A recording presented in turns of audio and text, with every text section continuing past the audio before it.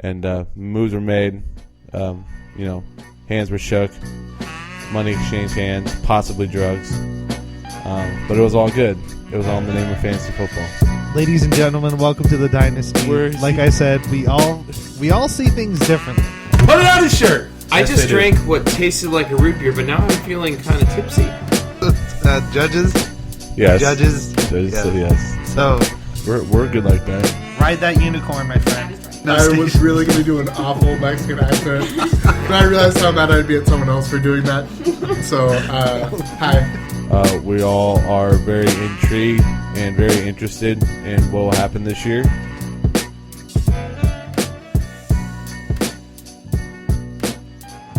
You know, I was at home minding my own business, relaxing on the couch, talking with my wife, and I got a phone call from a gentleman, and he said, "Hey, would you like to do a podcast?" The champ is here. And that man It's not Muhammad Ali. is not Muhammad Ali, but one Tim Livingston, That's me. the champion of last season's The Dynasty. That's right. Welcome to The Dynasty. I am Peter Livingston. Alongside me is our champion, Tim Livingston. For better or worse. The Dynasty. 12 teams enter as friends. 11 teams And then they leave. exit as friends, hating one other team. And they leave just loving and adoring one another. That's correct. Thank you guys so much for joining us. This is a seasonal podcast. This is season 3, episode 1 of the Dynasty podcast. We are starting it off. We're starting it off Pretty early. much like we did last year. We'll see. I don't know how we're going to space these out. No I really idea. I don't. Tim said, "Hey, how about we do a podcast?" We did a podcast after the draft. We did our post-draft, breakdown, yada yada yada. I said, "Sure. Why not?" That's correct.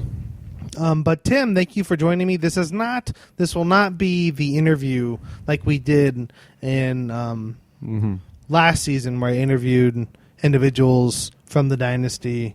This is not that, but we will be doing that. But Correct. Tim, how does it feel? You've had some time to digest since November, December, to be champion of the Dynasty, where just a year and 2 years ago, you were just a despicable last place peon. I was a shithead. Yeah. That's what I was.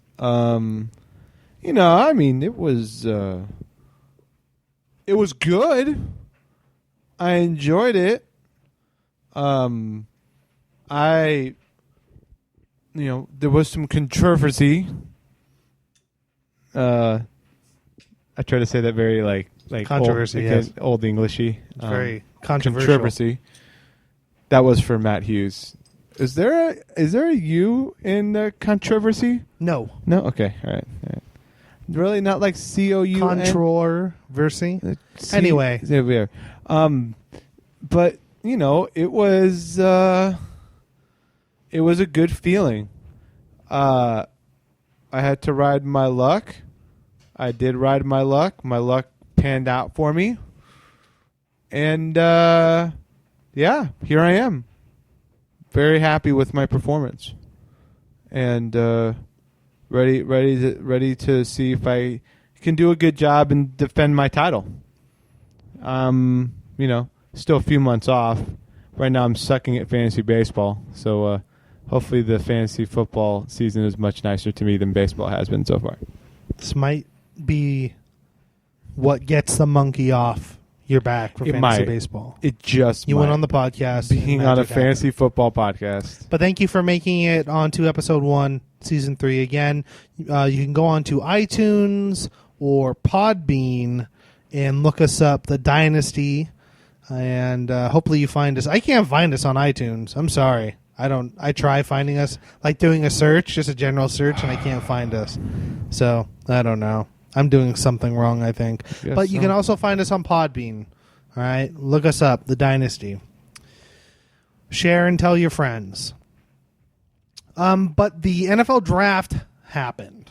The NFL draft is where old rich white guys sit in rooms and then they pick and choose collegiate, mainly non-white athletes. We went there already. Yeah. To participate in their barbaric game of football. That's right. And there's a $1 billion industry surrounding said exchange of talent. Well, we damn love it. We So do. let's jump into it, huh? Pete just went right for the freaking gullet of. Oh my god. Oh, do you want to touch on anything before we get in? No. NFL draft was interesting, I guess. Well, I don't know. I guess before we jump into the draft, we'll just say where we stand as a league right now. Elliot, I think today, Yes, the league is active today. literally, activated the league today. He Today is May 3rd, 2017, and I mean the league's officially we're open. We're ready for business. But that's where we're at as a league. We don't have draft order set. I do have some trade talks going in right now, which we can talk about a little bit later after we talk about the draft. But that's where we are at as a dynasty league. So, Tim, would you like to start with the NFL draft? So one of the things that always happens in when the Roger draft Goodell happens walks out in front of a crowd. and gets booed for addresses 4 the hours. Yeah. You can't see it, but he's flipping everybody off, like when he puts his hands in his Did you pockets. see the video where he yeah, wiped what his was nose? that about? Where he wiped his nose. What and was then that about? Wiped it on like a disabled girl. See, he tried to be the Ginger Ninja. He just can't. He's no longer. Shit was whack, homie. Anyway, continue. Yeah, so that guy who gets paid $40 million by the other owners in the league to, wipe his boogers on disabled women. That's his job. That's his actual job description. like Must on draft day in front of a live audience. yeah, that's right. Wipe your boogers. That's right. On a disabled girl. Anyway, so he went out there and he called 32 names in the first round and then let his subordinates do it for the next 6 rounds. But we're here to talk about these guys who get drafted and where they will go in the upcoming fantasy draft. Last year, there was a clear-cut number 1 rookie player. Yes. And that was Ezekiel Elliott, who was going into the most pad situation a running back could possibly go into. And he succeeded in basically every possible way. And he was picked 4th overall in our league, finished... Was it? No, he was 4th. picked... He was picked... Pick 2? No, 2. I think. 2, that's right. Bram took him 2. 4th overall pick in... No, Marcos took him at 2. Okay. Marcos picked Ezekiel Elliott. All right. Marcos had him. Brian took Julio. Brian took Julio. So maybe Marcos went 1. I don't know. Anyway. Things happened. And eventually... Oh, no. Yeah, Julio Jones went 1. Ezekiel Elliott went 2. All right. Okay. And then famed Lamar Miller went 3 to Elliott. That's right. Stay hot, Elliott. Shout-outs to Lamar Miller. Stay hot, commish. Stay hot, commish. Basically, this has turned into a situation where rookies are probably being asked earlier than they need to in most cases to contribute. Last year, the best rookie running back was Ezekiel Elliott, who was a top 3 or top 5, depending on your league, finisher in fantasy points last year. The best rookie wide receiver was Michael Thomas of the Saints. 92 catches Yeah, and they dropped him after 2 weeks. Yeah. PPR leagues. Enjoy Michael Thomas as a very good WR2, borderline WR1. And now with no Brandon Cooks, he becomes the staple of that offense in New Orleans. So he's going to become even bigger part of that offense this year. But, we look at all these offensive players that come off the board, quarterbacks, running backs, wide receivers, tight ends, and we think, how are they going to really make a step forward in fantasy and be part of these teams coming up in the new season? Derrick Henry was supposed to be a guy a lot of people had thoughts in, and he ended up being basically a 30% type of carries running back, which is fine, but DeMarco Murray flourished behind. So we should point this out. So DeMarco Murray has now run behind the best offensive line in football 2 out of the last 3 years. Mm-hmm. So, just keep that in mind. That's something to keep in mind. But yeah, so let's take a look. So the big one that everybody's talking about is Leonard Fournette, who went number 4 overall to the Jaguars. Now they're not really sure. He probably becomes the best running back out of what they have down there, Chris Ivory, TJ Yeldon. But now the question becomes, how many carries is he going to get right away? Are they going to workhorse him? He's not a very good receiver. He's not the best blocker, but a lot of people think that was just him saving his body. He's a big dude. He's, ginormous. And so the idea... He's Brandon Jacobs' ass. Yeah. And so the idea here is that, at the very least, he's a competent run blocker now that he has to try. But... You mean pass blocker? Pass blocker, right. But now the question is, does he get 25 carries a game right away? And in our league, there's going to be a few less keepers this year than last year, especially at the top end of the draft. And so my question to you is, a lot of people are saying he's kind of, at the end of the day, he'll be a low-end RB1, RB2. That is probably, for me, maybe a little too optimistic. But at the same time, if he becomes the motor in a Jacksonville Jaguars offense, where do you take him? Is he Me personally? Is he a 3rd, 4th round, 2nd round, top 20, top 30, 1st round? Oh, for me? Yeah. I don't know. I wouldn't pick him in the 1st round. Not even for our draft. Yeah. Why would you want to pick him in the 1st round? Would you value him as a 1st round draft pick in our? No, not right now. No. I have him probably as a 3 or 4 rounder, but that being said, running back is going to be picked clean in that 1st round. Like, there are going to be very few running backs that are going to be available come the 2nd round. And so you wonder if somebody who doesn't have a running back by then will reach and go get him. I mean, remember, Amir Abdul has been picked in the 2nd round in this league. Every year.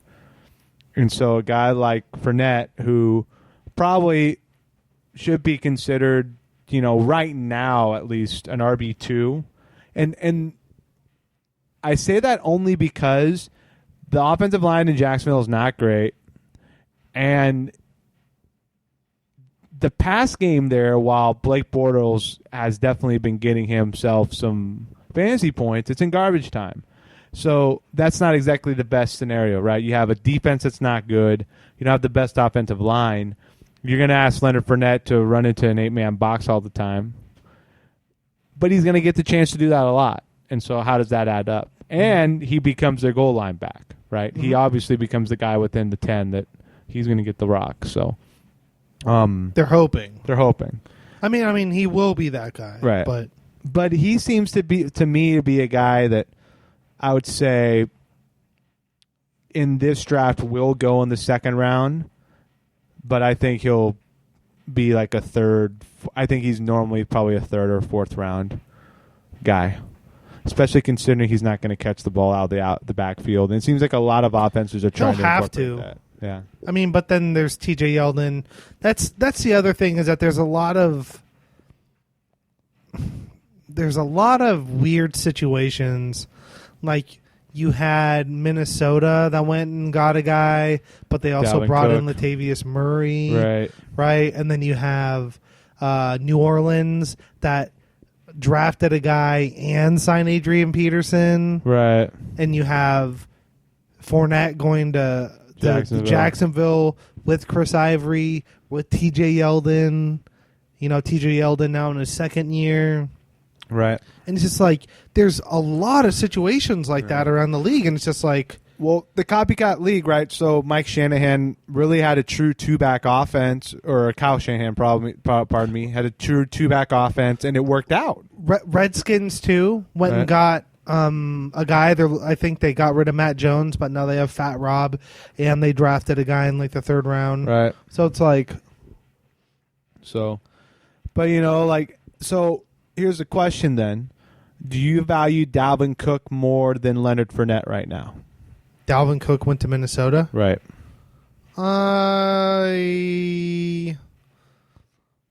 It depends when you get him. I don't like what's the point of getting unless you know the rookie is going to be Ezekiel Elliott, Right. it's really, really hard for me to get a rookie in the first few rounds. To me, it's like I'd rather just try and strike gold with somebody later in the draft, or because I'm like you're getting a rookie and like what outside of Ezekiel Elliott and those outliers that put up legit RB1 numbers, you're getting like RB wide receiver kind of 3, like low end 2 numbers. Yeah. But you're drafting them in like the second and third rounds, and you don't get to keep them. So to me, it's like, why? Like good on you on scoring a rookie that's productive, but you're not going to keep a wide receiver 3 in the first round. Like if you were to happen to land, a Odell Beckham Jr. type wide receiver in round 3 or round 4, then of course you'll keep him the next year. But you don't typically get that. Like if you look at the history of our league, outside of Ezekiel Elliott, I don't think a single rookie has panned out in the first few rounds. And not to the extent that he's that worthwhile. Because the whole point to me, the way I value rookies is if I get a rookie, they either have to pay off as an elite wide receiver, tight end, running back, number 1, right? Or they have to have good keeper value as a mid-tier. Because then otherwise it's like, well, why would I go out, you had the Amir Abdullahs and the Sterling Shepherds and all these people that get drafted early and then they just and I'm fine with that. I like that our league does that because then it just opens up more picks for everybody else. But for me personally, I'm like, I'll get whoever's undrafted or whoever's around really late, but I'm not going to go spend a first round pick on Leonard Fournette personally. Not me. There is one guy that in our league specifically I think is going to be targeted just because of the situation he goes into, his play style, and the fact that they've needed a shot in the arm offensively the last couple of years. Well, last year was I think not the best year, but like Christian McCaffrey going to Carolina, where he's going to be literally everything for them. It sounds like he's going to be the change of pace back. He's also going to be a slot receiver. He's going to have return yards, and that's going to be voted on this year. We're actually going to have a vote on return yards this year. He seems like a guy who in that Carolina offense, especially with Cam Newton, they're going to run some things that are going to be way different than most teams would run. Right. And it seems like he has a chance to really shine there. But I also feel like I think that he is a guy that, the level you're talking about, he might come down late enough where he is worth a flyer on, but he would have to like. Would you take him in the 4th? He won't make it past the 3rd round. Right. And so that's kind of one thing we've been running into is, McCaffrey's very, very intriguing because of his ability to play multiple positions. Mm-hmm. He actually could be a guy that will be interesting as how Yahoo classifies him by draft time. Whether he is he's probably going to be a running back first and foremost, but there's a good chance. I think you have to log in. What was it 10, 20 snaps at wide receiver, something like You'd that? You'd have to look at what they did with Ty Montgomery, right? Because it's essentially he's. I think he is. He's Ty Montgomery, but that makes him a guy who is not only an RB2 but like a wide receiver 2-3, right. And that's very valuable. I like him as his I like his versatility personally, and I do think that he'll do well. I also worry about him doing it at the NFL level, and especially if he gets keyed on, because you already have. I think it's who is it? Funch. Always get the wide receivers. You have Funches and Kelvin Benjamin, or I think it's Kelvin Benjamin. Greg Olson's in that offense. You know how much Kelvin Benjamin weighs right now? 270. I think he's at 280. Oh, fucking A, Kelvin Benjamin. I'll go work out with him. My God. I know he puts weight on in the offseason, but that's ridiculous. Yeah. And that's how you blow at ACLs. It's like he's trying to be the Jared Lorenzen of wide receivers. McCaffrey succeeds if he is like a 3rd or 4th option, bolt-on to the offense. Right. But if he is the offense, I think he's quick as all hell. I think he has great hands, obviously. Far above average route running ability. But I think for him to just step onto the field right away as a rookie, and even though it's the NFC South, like, it's really tough to just come onto the field and kind of be that every down undersized back. He needs to. I feel like he needs to be the kind of guy that comes in and they kind of pick and choose his battles, because he's not going to be able to come in and all of a sudden get 30 touches a game. I do think though that he is a guy that Carolina. So like, look, it's not the best like physical talent comparison, but if Carolina tries to work him into the offense like Kansas City works Tyreek Hill into their offense, exactly, that works. Like that's a good fantasy contributor right there. That's a very what you're good hoping fantasy. for. Right. But that's kind of. I think as the season went along, he turned into a little bit more of like a wide receiver 3, low end 2. But that's like what you're hoping to get out of Christian McCaffrey. Right. Is somebody that's. Yeah. But here's the other thing: everybody knows how good of a return guy McCaffrey is. Now they do. Yeah. Hill was an unknown. Until he dropped off 4 in 3 weeks. Until he started ripping off punt and kickoff returns, and then even started working in his receiver. Right. What'll be interesting is what does he do year 2, where people are keying in on him as being the big play guy for the Chiefs. What does he do? The thing is, people already know McCaffrey. Alex Smith check down time, baby. People know that McCaffrey is the big play guy in Carolina. So what can they do to alleviate the pressure from him? Like, I think they might have to work him in tandem with Stewart, who's still a very solid mid-tier running back. Yeah, he's an RB1, RB2. He's an RB2. Yeah. I mean, he starts, but he's not. But he gets the touchdowns. He's the goal line guy, right? But he's just old. Yeah, he's almost 30. He's like 30. He entered the league young, but he's been around for a long time. So I think McCaffrey will be drafted within the first 3 rounds. But he won't be capped. He'll just go back into the pool, and then he'll be like Abdullah. He'll just keep getting drafted in the first 3 rounds. That's my prediction. Does Joe Mixon have a chance? Like, yeah. I mean, Mixon is a guy to me. All these guys have a chance. Yeah. Because we're in this weird phase in the NFL, Right. I feel, where it's like there's this changing of the guard at a lot of. I think running back is one of those places where you're. A lot of it has to do with the fact that NFL teams on the whole, they're getting younger. It's a younger league. And so there's a lot of players coming in that just don't have a lot of experience. And so you're getting a guy like Joe Mixon who comes in and he's going to be maybe the new Gio Bernard. But they haven't really cleaned up the backfield back there. Jeremy Hill's still there. Gio Bernard's still there. It's like you have to think that a trade must be coming or they're going to wait till training camp and do a move or something like or that. they'll just keep them all. Which is the other thing is like you're supposed to like Mixon even though the O-line isn't that great. He might not make it in, but he might not even get drafted in this league considering previous. No, we can't. No, Elliot already said that he wouldn't ban another player. It's too.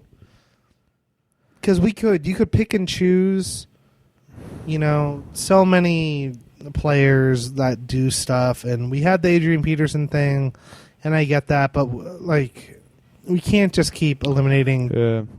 The guy you're talking about for Washington is Samaje Perine. Yeah. Who he's someone that a lot of people think has a shot. The other running backs to kind of where we won't go into them just because we're not really sure. Kareem Hunt with the Chiefs. A lot of people think because Spencer Ware is basically like an RB2 that Hunt could come in and steal some carries. Kind of a smaller back, but he's got good straight line speed. He gets out there, something happens. Other running backs, Deontay Foreman, who walks into a Texan situation that, running back is not at all locked down there. I know people love themselves some Lamar Miller, but you know what's funny about Lamar Miller is that sans touchdowns,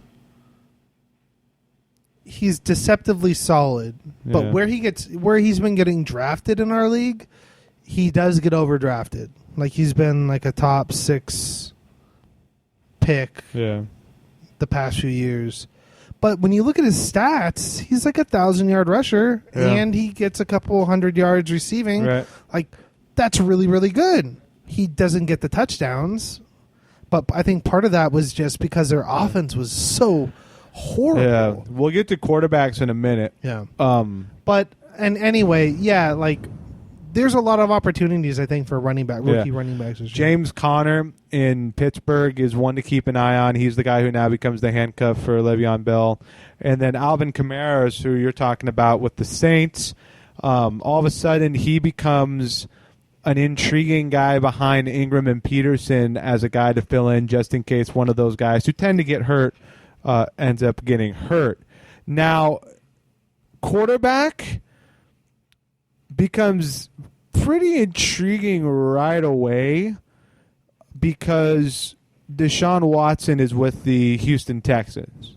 And now quarterback in this league is interesting because once you have a quarterback in this league, you keep him. Like it's basically if you have a good quarterback, there's a lot of keeper type quarterbacks in this league.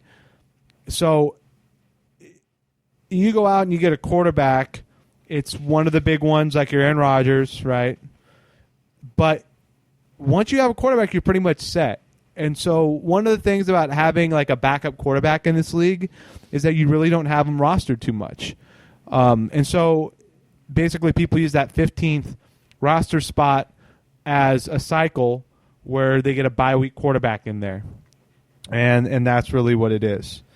Not very many people, I tried it, didn't really work out, draft multiple quarterbacks like that. So Deshaun Watson is intriguing because he seems like one of those guys that would get rushing touchdowns, which adds to his value. I don't know if the Houston Texans are going to really they might just punt him out there day one. Their quarterback situation is that bad. I know. I mean, that's the thing. It's like you look at the quarterback play the past few years. it's been abysmal. Right. And we all know that DeAndre Hopkins is not that bad. No, he's just had terrible quarterbacks throwing to him. But it really might be one of those situations where he ends up being a starting rookie quarterback, and how well he does, who knows. But I agree with you. It can't be any worse than what... I mean, you're still winning your division because you have a great defense, and you can score some points, but... You know, in terms of bringing in a rookie and starting him right away, why not? I mean, so Dak Prescott is become the litmus test for rookie quarterbacks, and that's very you can't do that just because you can't do that with him or Ezekiel Elliott because of the fact that it was just that situation was such a, like you said, such an outlier that wanting him to become that. I see him more as a guy who would have Marcus Mariota's first season, which is good. Yeah, basically a QB2, top 15, maybe a top 20 guy. Have an occasional big game. But have one of those touchdowns. 300 yards passing, 2 touchdowns, maybe 75 yards and 2 rushing touchdowns. Like he could have that game next year, definitely, without a doubt. I 100% agree. But with you. In this league, you want to talk about a changing of the guards. One of the reasons why quarterbacks have been more tough to come by in our league is because the young quarterbacks, there are just not a lot of them.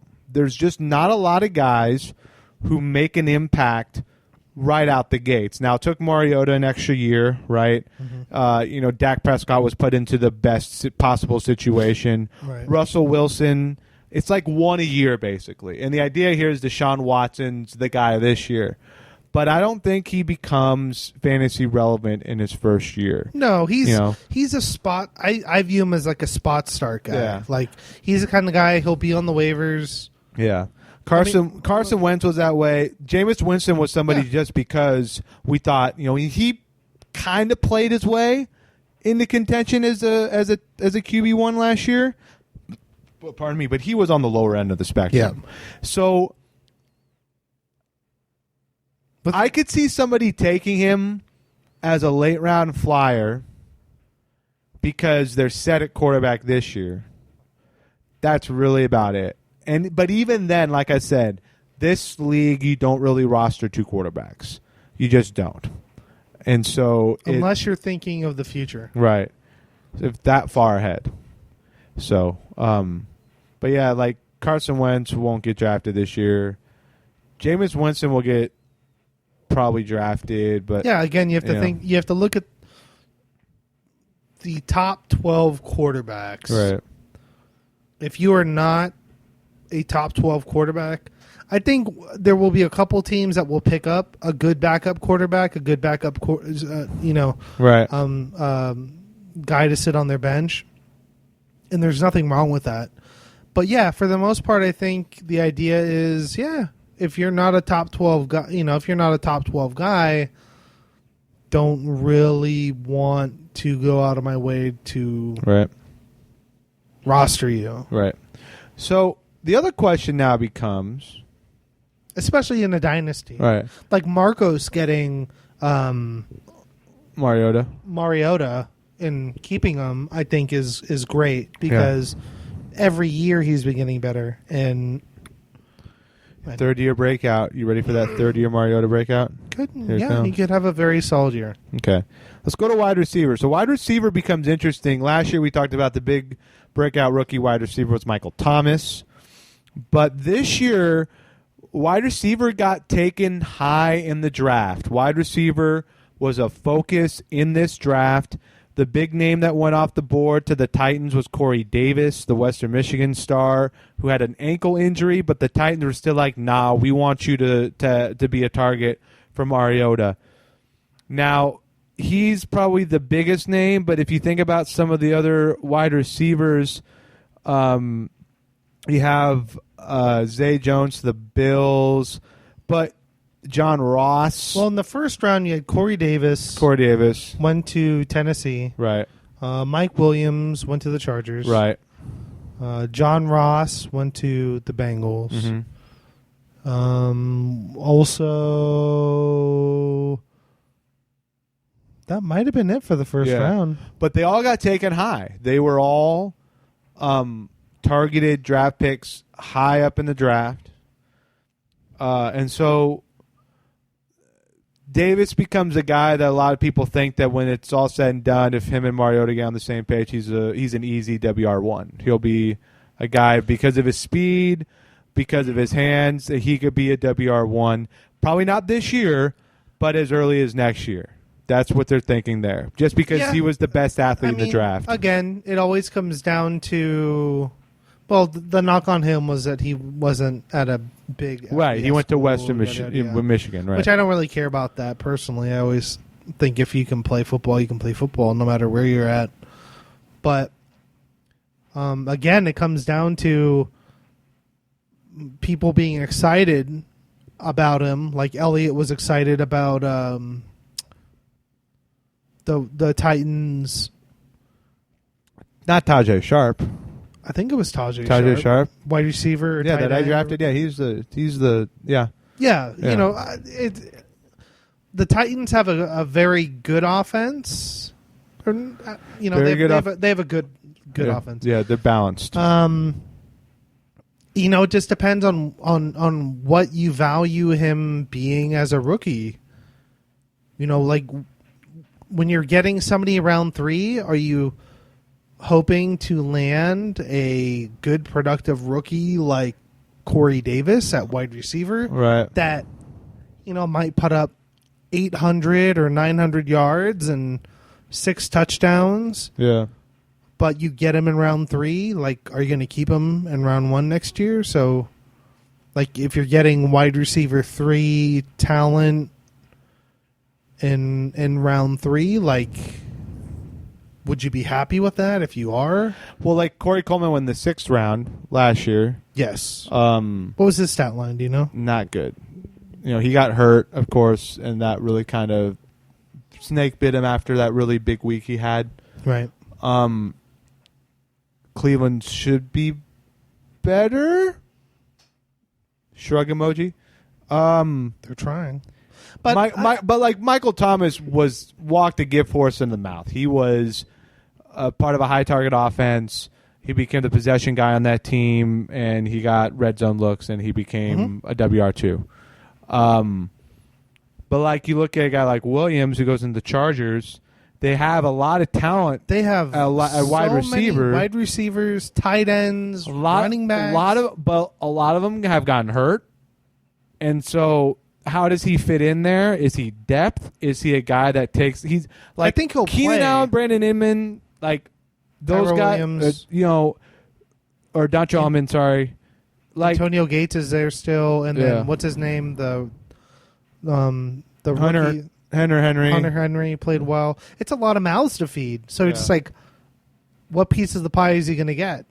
Is he getting 1,500 yards and 10 touchdowns? No, he might get 700 yards and 5. I don't know. So, but that's the other guy. You need to look at situations. Yeah. You need to look at John Ross is interesting because, like, how much do people like Tyler Boyd, or how much do people really like Brandon LaFell? That's the question, right? And so, John Ross, Tyler Eifert. John Ross has probably more talent than both those guys. He has elite speed. He was Washington very, very good for them. But is he just the possession bubble screen guy, or is he? How does he work into that offense? Exactly. You know? So I don't know. I think that he's probably got the best situation. I mean, outside Corey Davis is like, is he hurt? Is he going to come into training camp hurt? That type of thing. Mm-hmm. Everybody thinks he'll be fine by training camp. So there's a good chance Corey Davis will be the first rookie wide receiver taken. The one guy that I think a lot of people are still trying to figure out, there's 2 guys. Evan Ingram, the tight end who went to the Giants, big play potential. Tight end in this league is very weird. I mean, didn't we have a game last year where someone didn't roster a tight end, like didn't have a tight end for a game or something like that? Oh, we've had people start 2 tight ends. Didn't that happen? Then we had a game with 2 tight ends played. So, tight end is becoming very weird in our league because, like, I've drafted Gronk 2 years in a row, and I got snake bit bad last year. Yes. But Martellus Bennett's still more than serviceable as a tight end. He had like 120 points last year. For tight ends, that's very good. But, like, there is a lot of tight end talent, but when it drops off big. Yeah. Like, it is a huge step down It's from still- starting tight ends You down. can still make the argument that it's Gronk and then everybody else. When healthy. Yeah. Because he's the single most dynamic. He's the single most dynamic weapon any team has. Like, there's not a tight end that I can think of where you're like, oh man, he can put up Gronk Right. type numbers. There's a lot of. I don't know, man. I mean, Who would you put up there? not Eifert. Eifert's close. How about a boy in Kansas City? He thinks he is, Right. but I don't know. I think Jordan Reed's very consistent. He gets a lot of looks in that offense. He is the number one go-to person in the offense. His think- problem is always being healthy. Right. But, like, Ingram goes into an offensive situation where at wide receiver you have OBJ and then Brandon Marshall now Brandon Marshall, right? and So- Sterling Shepard. So that's more of a, if you're going to split time between Shepard and Ingram, that's a good thing. That's a very good thing. Well, no, Shepard would be on the field. Well, no, but they'll run, especially with Eli, they'll run 3 wide tight end Yeah, single that's what I back mean. offenses, you know? Yeah. And I think that Ingram, because he's a very good athlete, you know, he has a chance to do some things that could make the Giants offense very good. But I don't see any of the rookie. So there's this guy that the Browns drafted, Yeah, the athletic Njoku, dude. right? Yeah, Njoku. So he's like a big wide receiver. He's like a big slot / tight Right. end. He will probably be classified as a tight end. But the other thing, too, is that probably in the Cleveland offense, even though Gary Barnidge got released, like, there's a good chance he gets some looks in that offense. Sure. All those guys could get looks. You know? I mean, O.J. Howard, that's going to Tampa Bay. Right. Is going to get And looks. people think that he's going to be like a big part of that offense. Which is crazy because last year, I'm blanking on the tight end's name that Austin I picked up. Safarian. Berth. Oh, yeah, No, Berth, yeah. I think it was his name was I think it was Barth or Berth. I think it's Barth, not, yeah. But anyway, the tight end for the Tampa Bay, who I picked up and played for a couple weeks and then dropped, and then somebody else picked up, had a very solid year. But that's kind of the thing with tight end. It's like it's hard to get insanely married to any one of them Right. because the position is in flux every year. Outside of Gronk, when Gronk plays Yeah. a good portion of the season, When Gronk is a tight end, is a WR1, you know, basically, you know. like elite level Yeah. WR1. So, I mean, with tight end, that's another position I'm kind of like, There's a lot, and it's You can funny wait it because a lot of people almost kind of punt on they basically play the waiver wire every week on tight end, and they go out and they get whoever they need to at wide receiver or running back, and tight end becomes the last spot they fill. It's kind of like catcher in fantasy baseball. There's only a couple guys you want. Right. This year, there really was only one guy you wanted, and you basically punt on that. That and, you know, like, you look at like Joe. Joe has had Greg Olson for a number of years, who's Right. been awesome, like 3,000-yard years in a row. Yeah. And then Gronk's been good up shout until out last 7 year. floor crew. So, I don't know. Some people love tight end. Some people don't value tight end very high. Right.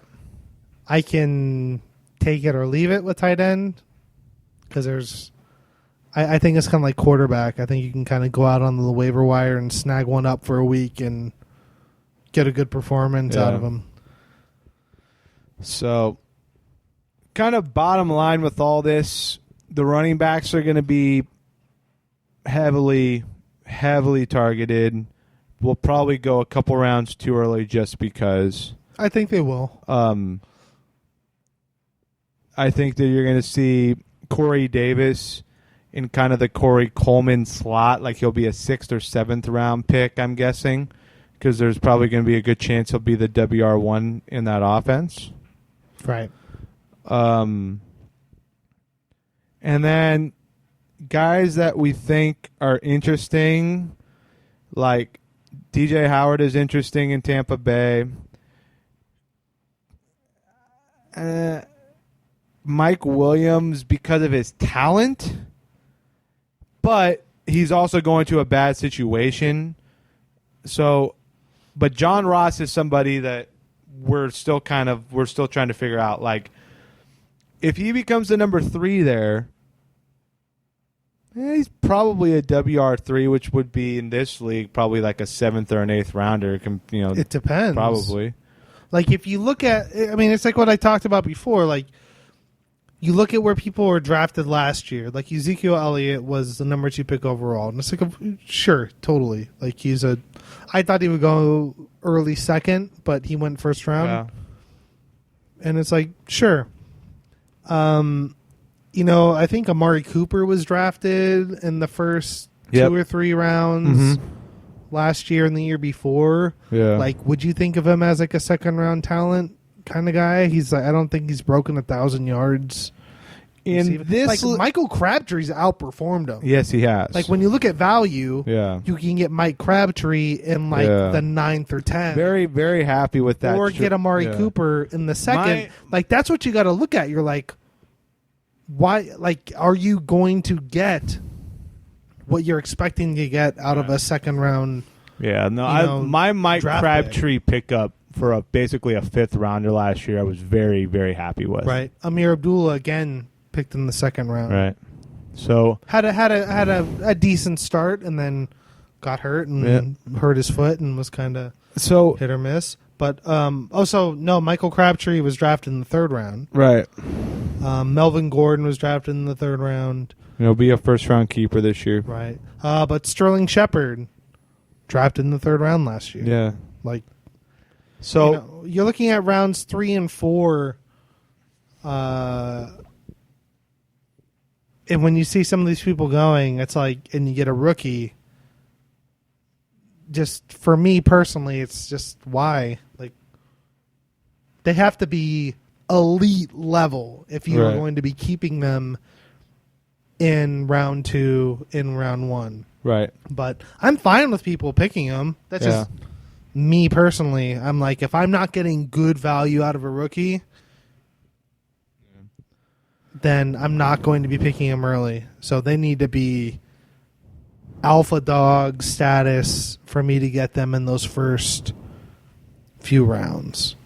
So, but this was kind of considered a weak draft here in 2017. I like this draft. Yeah. I think that this is going to. I think that it doesn't have the big gangbuster talent, where you have 1 or 2 considered elite level guys at like wide receiver, running back, kind of like you had the Ezekiel Elliott and people think Fournette could be that guy, but it's the jury's still out on. I just think that the overall, I feel like the situations and talent overall of this year, I like a lot better than in past years. Right. I think that there's going to be more guys making impacts out of this class than in other years. I don't think there's anybody that's going into like an Ezekiel Elliott type situation, but I think that there's a lot of people that will be contributing to the NFL in the next few years, like on a high level. Right. So I kind of like this class. Yeah. But no, they don't. You don't have, the rookie is going to be like, I need to get him. The buzz coming out of camp for Sterling Shepard and Zeke and stuff. Zeke, panned out. Sterling Shepard, no, not so much, but So, but yeah, that's what I wanted to talk about, just because in dynasty leagues, especially, it definitely is more apparent in an MLB in a baseball draft, like rookies, international signees, like those guys are incredibly coveted due to the fact that you are building a team essentially from scratch, and you are betting on these big-time lottery chips, and you hope they pay off. But in football, it just seems that very rarely do you see a rookie that ends up being better from a value perspective than where he gets drafted. And in a dynasty league, it's even worse due to the fact that people are reaching for talent because they need to fill holes somehow. Right. So, like Tyreek Hill is probably the best value I would say wide that- receiver I we would got say from a rookie last year. Yeah. With Michael Thomas, although he was drafted, Thomas was drafted, so he would be second By me. just from a production standpoint. But yeah, it's like the value you find is tough. It is very tough with rookies. Mm-hmm. And so you're either going full bore to go get guys who are going to start right away, or you're taking chances because you really don't have anybody Right. else you want to pick. You know, so. And I know We'll with see. our league is we stymie the potential with a lot of rookies because they get drafted so Right. high. And so the Which keeper is part of value it. gets cut off at the knees. So, but what is interesting is, and we talked about with the league getting younger, is the keeper value might not be there, but the overall value of getting a guy, let's say he does perform as a third-round pick, as a WR2 or or a running back 2, like, that's still value. You don't get to keep him. He's probably not worth keeping in the first round. Right. But if he performs like a wide receiver 2 or running back 2, you're doing really well for yourself. You know, it's just you're not going to get a rookie wide receiver that is going to start right away in the 10th round. That's just not happening. Not going to happen. So, but yeah, that's what I want to talk about today All right. because the draft just happened. And I figured this is a good start. And then once probably July hits, June, July, depending, we'll start doing positional rankings and the interview series. That's right. I am currently trying to move my number 2. I'm going to be the number 2 pick overall. I am trying to move it. I have been talking with people Who have maybe in this names. room, maybe not. I don't know. But I think that there will be some deals made before draft day. You have Pat, who has no first round, no second round draft And pick. he needs to get back up there. Or maybe not. Who knows? He has done a very good job at getting value with his players. He has basically determined his strategy is to not, like, he thinks that first and second round picks are overvalued. Now, we said there's more keepers this year. So this might be a year where he might get hurt by that, but he's done well for himself with using those draft picks as lottery, as chips to be used. So have to give him some credit there. You really do. So, out of the NFL draft, is there anybody, like you were very adamant last year, Ezekiel Elliott going to come in, Right. be the guy. He ended up being the guy. Yes, he did. Is there anybody in this year's draft that you feel similar to? I like Dalvin Cook in Minnesota. Like, I know Latavius Murray was brought in to kind of be the workhorse guy, but Dalvin Cook has the type of skill set that lends itself to being a 3-down back. Like, he's very good passer, pass receiver. He's small, but he'll stick in there with a block if he needs to. But that's not a bad offensive line up in Minnesota either. I feel that It was last year, but they've tried to improve it. So, and he is a guy that big play wise, very few guys in the NFL that could break one loose like he could. I like his scenario because I could see him pretty early on in the season stealing touches away from Latavius Murray. I think he'll get touches, but will he be like when or if does he take over as the alpha in the backfield where he's getting? I would say he's the guy by week 7. When's their bye this year? Do we know when their bye is this year? I don't know. Okay. There's a lot of crazy bye weeks this year. Yeah. I think there's 3 weeks where 6 teams have byes. So That was part of the last CBA, if I remember right. this is not going to be a fun year.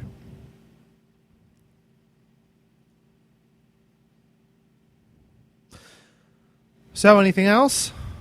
No, I think that's good. I mean, we're going to break things down once we get deeper into the season. So We will. we will. May 3rd.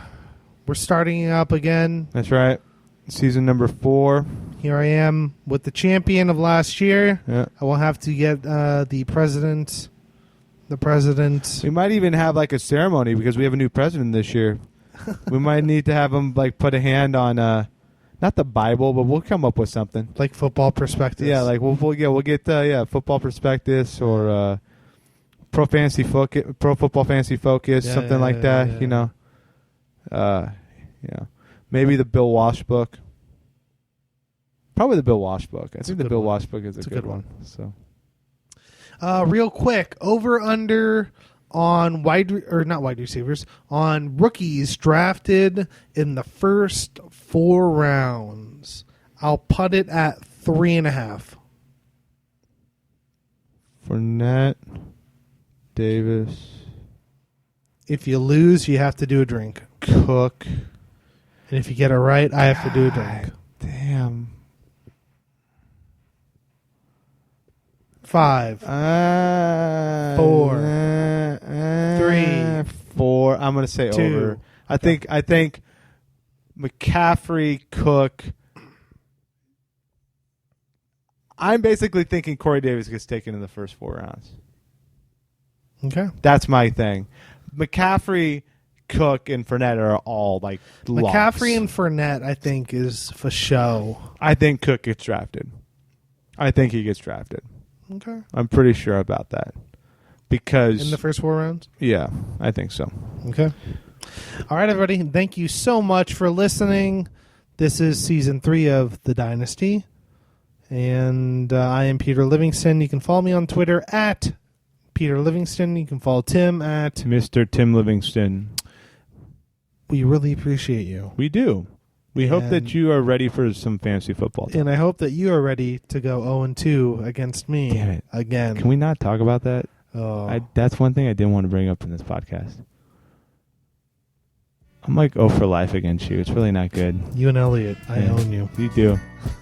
All right, guys. If we played a self-contained league, Yeah. Pete would win it all. I would win all the time. He would win all the time. All right. Adios. Hasta luego.